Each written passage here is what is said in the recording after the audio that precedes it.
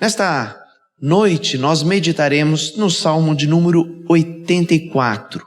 Gostaria que você abrisse a sua Bíblia na sua casa e não a fechasse mais até o final desta exposição. Salmo de número 84. Este salmo está dentro deste contexto quando estamos retornando à casa do Senhor. Salmo de número 84 nos ensina assim a palavra do Senhor. Ao mestre de canto, segundo a melodia Os Lagares, salmo dos filhos de Corá. Quão amáveis são os teus tabernáculos, Senhor dos exércitos. A minha alma suspira e desfalece pelos átrios do Senhor. O meu coração e minha carne exultam pelo Deus vivo. O pardal encontrou casa, e andorinha ninho para si, onde acolhe os seus filhotes. E eu os teus altares, Senhor dos exércitos, Rei meu e Deus meu. Bem-aventurados os que habitam em tua casa, louvam-te perpetuamente. Bem-aventurado o homem cuja força está em ti, em cujo coração se encontram os caminhos aplanados, o qual, passando pelo vale árido, faz dele um manancial, de bênção cobre a primeira chuva. Vão indo de força em força, cada um deles aparece diante de Deus em Sião. O Senhor, Deus dos exércitos, escuta minha oração, presta ouvidos, ó Deus de Jacó. Olha, ó Deus, escudo nosso e contempla o rosto do teu ungido. Pois um dia nos teus átrios vale mais que 1000. Prefiro estar à porta da casa do meu Deus a permanecer nas tendas da perversidade. Porque o Senhor Deus é só o escudo, o Senhor dá graça e glória, nenhum bem sonega aos que andam retamente. Ó Senhor dos exércitos, feliz o homem que em ti confia. Vamos, uma vez mais, orar e pedir o cuidado do Senhor. Bendito Deus, a palavra foi lida neste sentimento de estarmos retornando à tua casa, gradativamente, na expectativa de que as coisas caminham na direção da normalidade. Pedimos que a tua palavra possa ser esta luz em nossa caminhada, nos dando a orientação devida que nós tanto precisamos. Esta é a nossa oração, em nome de Jesus Cristo. Amém. Algumas cenas marcam a nossa vida. Todos nós vamos ter lembranças de algumas experiências que se transformaram em profundas. Uma destas que marcou a minha vida vai me levar a muitos anos atrás, quando nós ainda tínhamos a igrejinha de madeira nos fundos. Nosso irmão Seu Tó era o nosso superintendente da escola bíblica dominical. Mas o nosso irmão Seu Tó era também caminhoneiro. E houve uma escassez para os caminhoneiros que eram motoristas aqui em nossa região. E o Seu Tó teve que fazer como quase todos fazem, os caminhoneiros nos nossos dias, fazer a sua colheita em um outro estado. E ficou mais ou menos 3 meses longe de nossa cidade e de nossa igreja. Ao retornar, Seu Tó reassumiu o seu cargo de superintendente da nossa escola bíblica dominical. E aquela cena eu me lembro como hoje e possivelmente nunca me esquecerei na vida. Seu Tó colocava o óculos, tirava o óculos, e emocionado por estar revendo os irmãos, as lágrimas rolavam no seu rosto e ele a todos nos emocionou. E as suas palavras, gaguejando de emoção, foram estas: vocês estão aqui todos os dias e não sabem a falta que a igreja faz na vida da gente. Há coisas que nós precisamos perder para entender o valor. E nós passamos por esta experiência de ficarmos alguns dias sem poder estar na casa de Deus e compreendemos o grande valor que ela tem em nossas vidas. E o salmista também tinha passado por isso quando produziu este salmo. Por isso as suas palavras foram: quão amáveis são os teus tabernáculos, Senhor dos exércitos. Olhe para a sua Bíblia. O cabeçalho deste salmo vai nos dizer que ele foi feito pelos filhos de Corá, uma família que desde os tempos do deserto, aliás, uma família que manifestou uma rebelião no deserto. Há mais de 200 anos, esta família que se arrependeu depois daquela rebelião, tinha uma tradição muito forte na música de Israel. Eram levitas, músicos, e por quase 250 anos estavam produzindo e entoando canções na história do povo de Deus. E é por isso que este salmo vai chamar a casa do Senhor de duas maneiras. Vai chamá-la de tabernáculo, versículo 1, ou casa de Deus, versículo 10. Tabernáculo é uma referência à tenda, uma lembrança do período quando o povo de Deus foi nômade, vivia no deserto, e a casa de Deus era de fato uma grande tenda. Mas vai fazer referência também ao templo que foi construído quando o povo se estabeleceu por definitivo em Sião, em Jerusalém, e passou a ter uma construção de alvenaria. Por isso o Salmo vai contemplar todas estas fases para se referir ao tempo em que iam à casa do Senhor. Mas o Salmo também usa de uma segunda lição no seu cabeçalho. Diz que ele foi feito para uma melodia já conhecida, chamada de melodia dos lagares. Uma música que era cantada na pisadura da uva, quando eles extraíam, sapateando sobre os cachos dela, o seu suco. Eles usaram uma melodia conhecida. E há um propósito nisso. Eles queriam que esta música grudasse, que fosse como um jingle, uma música chiclete. E o povo de Deus então nunca mais se esquecesse de quão amáveis são os seus tabernáculos. Nós ficamos 42 dias também sem poder estar na casa de Deus. Que saudades! Saudades deste lugar, saudade das pessoas, saudades do culto. E para falar destes amáveis tabernáculos, o salmista usa de 3 ilustrações. Usa da ilustração dos pássaros. O versículo do 1 ao 4 vai nos fundamentar esta ideia. E o salmista fala dos pássaros para realçar a ideia do privilégio. Por 3 vezes neste salmo aparecerá a expressão bem-aventurado, é a ideia de ser muito feliz. Versículo 4, versículo 5 e versículo 12. Em cada divisão do salmo vai aparecer uma vez esta expressão, porque o salmista quer destacar o grande privilégio que é fazer parte da casa do Senhor. E o salmo usa de linguagens de uma poesia de amor. Se você olhar para o seu salmo, verá isso. Quão amáveis são! Ou a minha alma suspira. A ideia de amor, poesias de amor da época. Mas usa também da linguagem da saudade. Ansiar, desfalecer, desejar. E para descrever este grande privilégio de estar na casa do Senhor, ele usa da ilustração dos pássaros. O templo era a construção mais alta de Jerusalém, destacava-se de longe, poderia ser vista de toda a cidade, e não deu outra. Rapidamente os pardais fizeram as suas casas, e as andorinhas fizeram os seus ninhos nesta grande e alta construção. E com isso, lá estavam aqueles passarinhos, dia e noite, na casa do Senhor. O salmista olha para tudo isso e diz: que privilégio,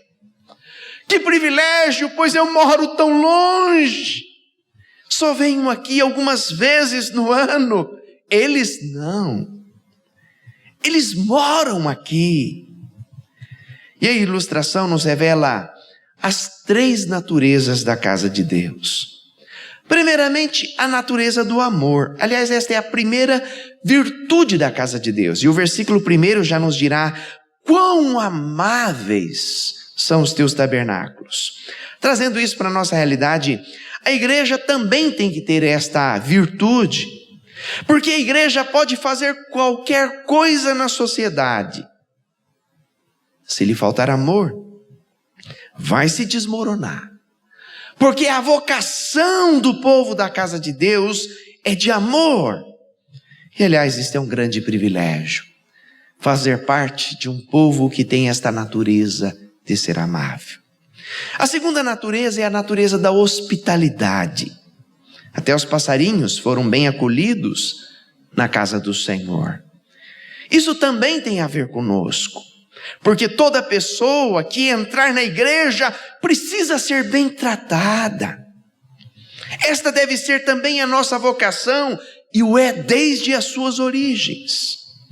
É um privilégio estar num lugar assim, acolhedor. Terceira natureza, a natureza dos vínculos. Por isso que o texto fala de casa, fala de habitar. São expressões que vão nos evocar a ideia de laços, estabelecer vínculos. E que privilégio é ser parte da igreja. Igreja não é um lugar para passar uma vida inteira sendo visitante, mas a ideia do pertencimento. Há um trocadilho que foi bastante divulgado nesta pandemia, e ele diz assim: melhor é estar preso na casa que estar preso na cama. Eu olho para esta ilustração e faço aqui um trocadilho também. Melhor ainda é estar na casa de Deus, sabendo que Ele é o Deus desta casa. Que privilégio! Quão amáveis são os teus tabernáculos! E o salmista usa da ilustração dos pássaros e usa também da ilustração do caminho. É isso que nos mostram os versículos do 5º ao 7º. E o salmista fala do caminho para sublinhar a ideia do socorro. Havia uma festa em Jerusalém que era chamada de festa dos tabernáculos, festa das tendas, festa das colheitas. A Sucote, como era chamada pelos judeus, se dava na virada de setembro e outubro, durava 7 dias. Era uma festa que tinha tanto o lado cultural quanto o lado sagrado. Eles colhiam e depois todos migravam para Jerusalém após a colheita e iam para a casa de Deus e ali ficavam por 7 dias, tanto festejando quanto cultuando ao Senhor. Como a casa de Deus ficava em Jerusalém, era para lá que eles iam. Contudo, com tantas pessoas na cidade de Jerusalém, não havia lugar para hospedar tanta gente. Assim, eles levavam as suas tendas, os seus tabernáculos, para que neles morassem, e por aqueles 7 dias ficavam pelas ruas daquela cidade, fazendo festas, e na casa de Deus, prestando culto. Esta festa era muito aguardada. Nos faz até lembrar a ideia do parque de exposições para algumas pessoas da cidade, como sendo a única festa de se ter durante o ano. Mas especialmente pelos aldeões, aquelas pessoas que moravam longe, que iam para a capital poucas vezes no ano, aquela festa era muito especial. A colheita tinha findado, os celeiros estavam abastecidos, os calos nas mãos eram compensados por aquela viagem que caminhava em direção a uma festa. Era uma peregrinação tida como um grande privilégio e não como uma obrigação. E aliás, estes 42 dias que nós ficamos sem vir à casa do Senhor, nos mostrou que estar aqui não é uma obrigação. Estar aqui é um grande privilégio. Mas os peregrinos se encontravam, e se encontravam no caminho. As crianças queriam se divertir, os jovens queriam se apaixonar, os adultos queriam se alegrar, e todos caminhavam em direção a cultuar. Desta viagem, em direção a Jerusalém, nasce a segunda ilustração do salmista, o caminho, O caminho do socorro, a viagem do socorro. E ela também nos traz 3 aplicações. A primeira é a aplicação de companhia. Versículo 5 fala dos caminhos aplanados. Era esta viagem dos peregrinos. Era um caminho batido, um corredor por onde muitos tinham pisado. E a representação não poderia ser outra. A lembrança de que nesta viagem, nesta caminhada, eles não estavam sozinhos. Isso também nos traz grandes lições. Quantas vezes na vida não nos achamos aflitos? E quando nós entramos na casa do Senhor, no ombro do nosso irmão, naquele abraço, naquele sorriso, no ouvir da palavra de Deus, nós encontramos o socorro que precisávamos. Há também a aplicação do saciar. Saciar é a ideia de matar a sede. Versículo 6 fala do vale de Baca, o vale dos álamos, o vale das balsameiras. Era um pequeno arbusto que crescia apenas em lugares muito áridos, seco. Era uma lembrança de que uma parte desta viagem passava por um pedaço do deserto. Mas ao final deste deserto, deste curto deserto, eles se deparavam com um manancial, uma mina. E a aplicação não poderia ser melhor. A vida pode nos levar para desertos. Nesta hora, a vontade que temos é de correr para a casa de Deus, porque nela nós encontramos aquilo que sacia a nossa alma. Jesus Cristo, o nosso socorro certo. Há também a aplicação da atração. Por isso o versículo 7 vai nos falar de força em força. Sabe aquela viagem? Viagem para a praia, que você esperou o ano todo. Alguns a vida inteira.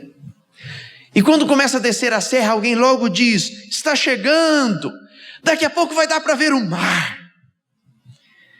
E as pessoas ficam olhando, procurando, dá aquela vontade de chegar logo e você não vê a hora de chegar.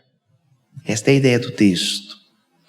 É a pressa, porque você sabe que vai para um lugar muito especial. Isso também nos ensina esta pressa, esta vontade de estar na casa de Deus, pois nos lembra que aqui haverá sempre um socorro certo. Li uma frase muito interessante que diz assim: a igreja não é um cassino. A igreja não é um cassino onde você entra sonhando que vai ficar rico, mas é um hospital onde você entra sabendo que vai sair curado. E esse deve ser a disposição do nosso coração.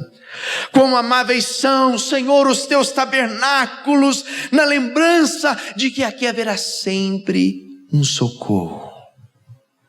Quão amáveis são os teus tabernáculos. O salmista usa da ilustração dos pássaros, da ilustração do caminho e também da ilustração da taberna. É isso que nos mostram os versículos do 8º ao 12. O salmista fala da taberna para nos ensinar a escolha. O cabeçalho deste salmo nos lembra que eles usaram uma melodia conhecida.